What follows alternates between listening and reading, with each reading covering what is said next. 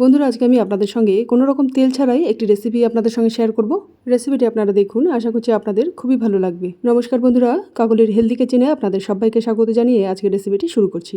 রেসিপিটি তৈরি করার জন্য আমি প্রথমে একটা কড়াইতে কিছু পরিমাণ জল নিয়ে জলটাকে ফুটে নিয়ে গ্যাসের ফ্লেমটাকে লোতে দিয়ে তার মধ্যে 3টে ডিম ভেঙে নিয়ে আস্তে করে এই জলের মধ্যে ছেড়ে দিলাম।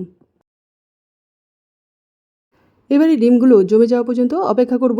একটু পরেই দেখুন ডিমের সাদা অংশগুলো জমে গেলেও ডিমের কুসুমগুলো কিন্তু এখনও জমেনি, তাই আমি কুসুমগুলোকে ভেঙে দিয়ে একটু ছড়িয়ে দিচ্ছি যাতে তাড়াতাড়ি জমে যায়। এরপর 2 মিনিটের মধ্যেই দেখুন কুসুমগুলো জমে গেছে। আমি এখন এই ডিমগুলোকে জল ঝরিয়ে নিয়ে কড়াই থেকে তুলে নিচ্ছি।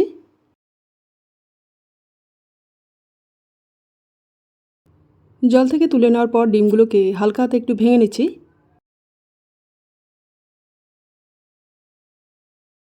তারপর এর মধ্যে এক এক করে দিয়ে দিলাম 1 বাটি কুচনো কাঁচা পেঁয়াজ, 1 বাটি কুচনো শসা, 3 চামচ টমেটো সস, স্বাদ মতো কুচনো কাঁচা লঙ্কা, স্বাদ মতো নুন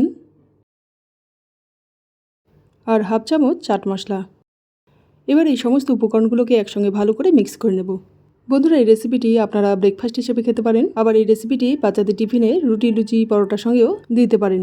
বন্ধুরা, এই রেসিপিটি আপনাদের কেমন লাগছে, ভালো অথবা খারাপ যাই লাগুক না কেন প্লিজ কমেন্ট করে জানাবেন। আর যদি ভালো লেগে থাকে তাহলে প্লিজ এই রেসিপিটিকে লাইক ও শেয়ার করে দিয়ে চ্যানেলটিকে সাবস্ক্রাইব করে দেবেন। সমস্ত উপকরণগুলোকে একসঙ্গে ভালো করে মিক্স করে নিয়েছি। রেসিপিটি সার্ভ করার জন্য একদম রেডি।